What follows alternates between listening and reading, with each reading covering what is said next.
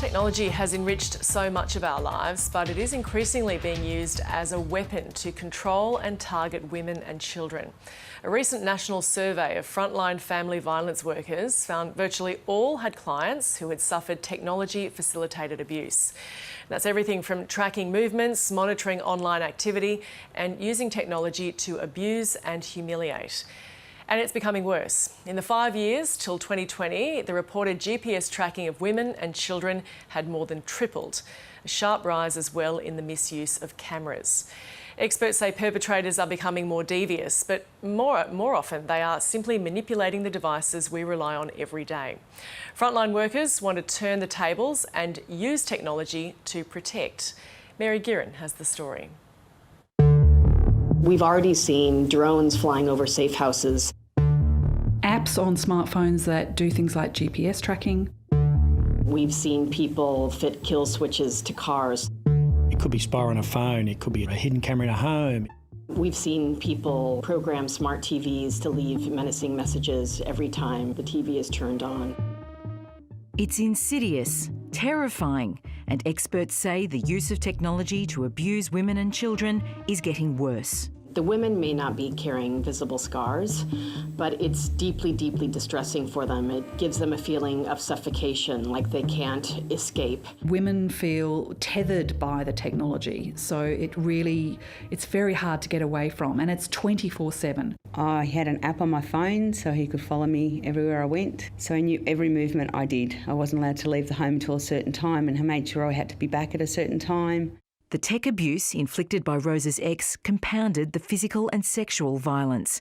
And after serving jail time, he tracked her down using Instagram. My daughter, who first received the first message, came out of her bed screaming. I live with fight or flight every single day. While tracking and monitoring devices have become smaller and cheaper, most technology abuse is low-tech, like abusive texts or accessing emails and social media accounts. These people know your details, they know your passwords. Often they have gone to police, and police haven't taken that seriously. This, like all family violence, is overwhelmingly gendered. 96% of perpetrators are male, 93% of victim survivors are female. And increasingly, kids are being caught up.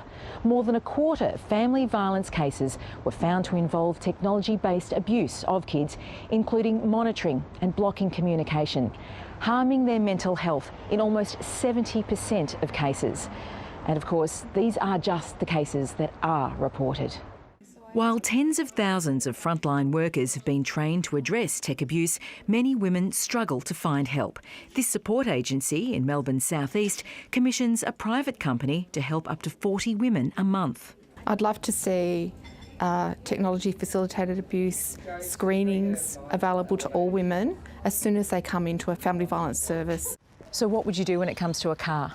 I would run a scanner over it, look for any radio frequencies. A tracker? Like a tracking device or camera. The company audits houses. Locks on the windows and locks on the doors if security doors are needed. Pointing out less obvious vulnerabilities. Having devices that you can talk to in your home, light bulbs that you can turn on from your smartphone. The other day I took an Uber to Fountain Gate. Yep. And he appeared there and he knew I was there. Remote assessments of a victim's phone might reveal a stalking device, but removing it without a plan in place can put her in danger. We need to empower her and say, look, we think we've found something, we don't want to increase your anxiety, but what would you like us to do? Clearly, the ultimate answer isn't for women to have to modify their behaviour or try to outrun changing tactics of abuse. It's to prevent it from happening altogether through social change. In the meantime, though, technology might just be able to lend a helping hand. So I can hold the button, you feel that, it's vibrating. So there's no audio prompt to the perpetrator, there's no reason for him to know that actually a call's been initiated. Microphone's on, operator's listening.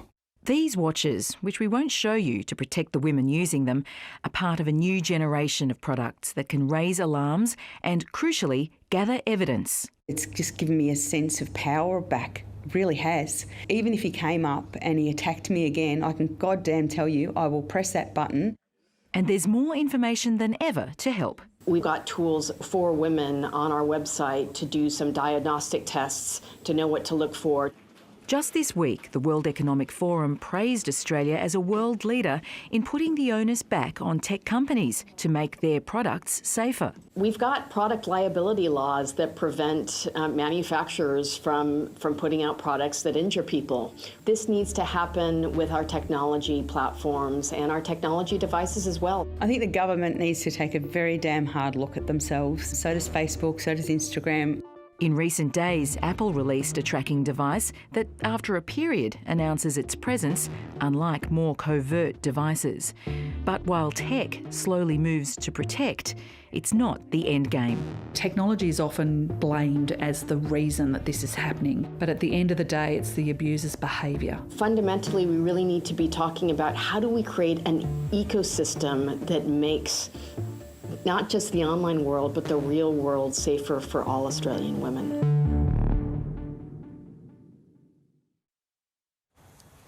And if you need help, please call 1-800-RESPECT.